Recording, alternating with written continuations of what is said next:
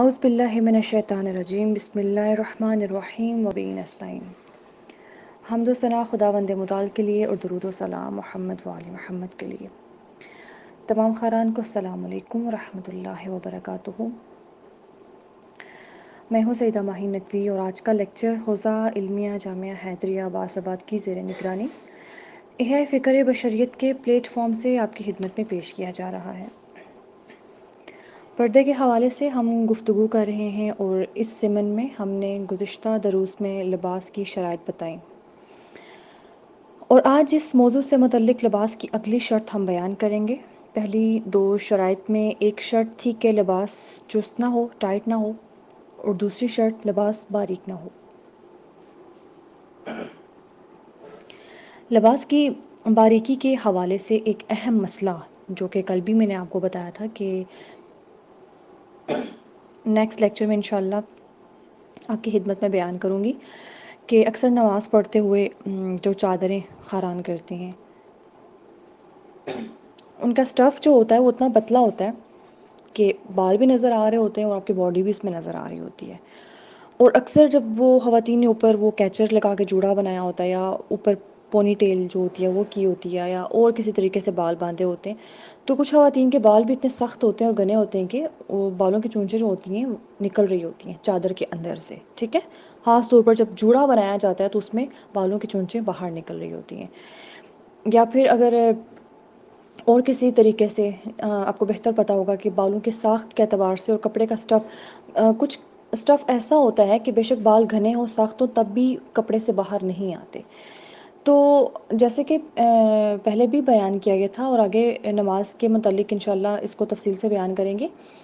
کہ اس طرح جو تھوڑے تھوڑے بال نکلے ہوتے ہیں نا باہر چادر سے یا دوپٹے سے، یا دوپٹہ اکثر خواتین کیا کرتی ہیں کہ وہ دوپٹہ کر لیتی ہیں اسٹالر اور اوپر چادر کر لیتی ہیں، تو اس طرح سے اگر بال باہر نکلیں گے تو آپ کی نماز باطل ہے، ٹھیک ہے۔ اور اسی طرح اگر آپ ایسے کپڑے پہن کے نماز پڑھ رہی ہیں کہ جس کی بازو شمیز پیچھے تک ہے، ٹھیک ہے، اور بازو تو آپ کا فل ہے لیکن آپ کی بازو نیچے سے نظر آ رہی ہے، تب بھی آپ کی نماز باطل ہے۔ اگر آپ کی بازو جو ہے وہ قمیض کی پیچھے ہو جاتی ہے اور کلائی تک آپ کی بازو جو ہے وہ پیچھے سے ننگی ہوتی ہے، نمایاں ہو رہی ہے، تو تب بھی آپ کی نماز باطل ہے۔ یہ چیزیں جو ہیں ان چیزوں کا لازمی طور پر خیال رکھیں نماز کے لیے اور عبادات کے لیے، ٹھیک ہے، کیونکہ آیت اللہ سستانی کے مطابق نماز میں پورا بدن حتیٰ کہ سر اور بالوں کا چھپانا بھی واجب ہے سوائے پاؤں کے، اور پاؤں کے لیے بھی اب ٹراؤزر آپ کا مطلب اس طرح کا ہونا چاہیے، نہ تو بہت چھوٹا ہو اور نہ ہی بہت کھلا ہو۔ بہت چھوٹا ہوگا تو اب رکوع میں جائیں گی، اگر آپ کے ٹخنے سے اوپر ٹراؤزر ہو جاتا ہے، اگر آپ کا وہ نظر آتا ہے پارٹ ٹانگ کا، تب بھی آپ کی نماز باطل ہے، اور اگر آپ سجدے میں جاتے ہو ٹراؤزر اتنا کھلا ہے کہ پوری ٹانگ جو ہے وہ نظر آ رہی ہے، تب بھی آپ کی نماز باطل ہے۔ تو اس کے لیے بہتر ہوتا ہے کہ ایک اچھی چادر، اچھے اسٹف کی چادر رکھ لی جائے اور اس کو لپیٹ لیا جائے اور اسی میں نماز پڑھی جائے، اس سے نہ تو بازو پہ ننگی ہوتی ہیں قنوت کرتے ہوئے، تکبیر الاحرام کرتے ہوئے، اور باقی تمام سجدے میں جاؤ تب بھی وہ ٹانگیں نظر نہیں آتی۔ تو بہرحال یہ ایک فقہی مسئلہ تھا نماز کے متعلق کہ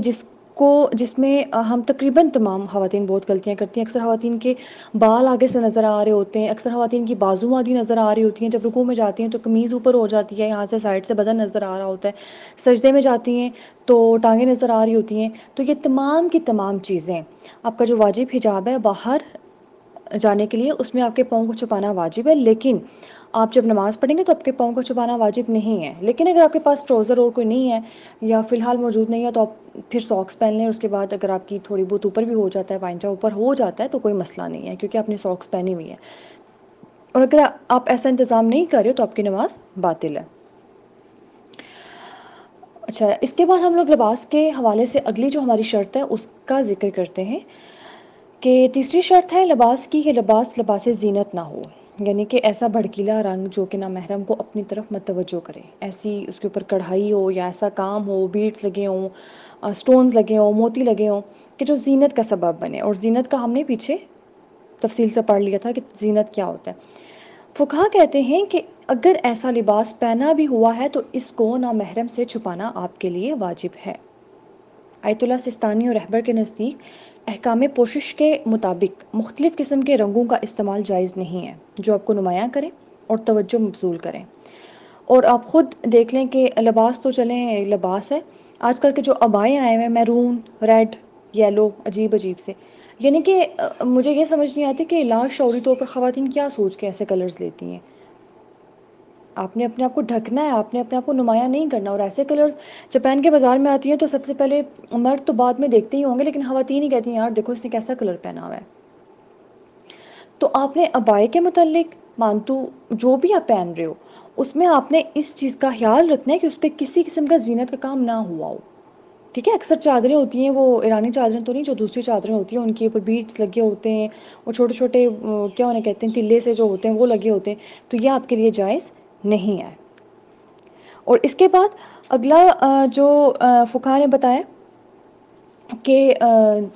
لباس شہرت، ایک لباس زینت ہے اور ایک لباس شہرت ہے. آیت اللہ سستانی کے مطابق ایسا لباس پہننا جس کا کپڑا، رنگ، سلائی رواج کے مطابق نہ ہو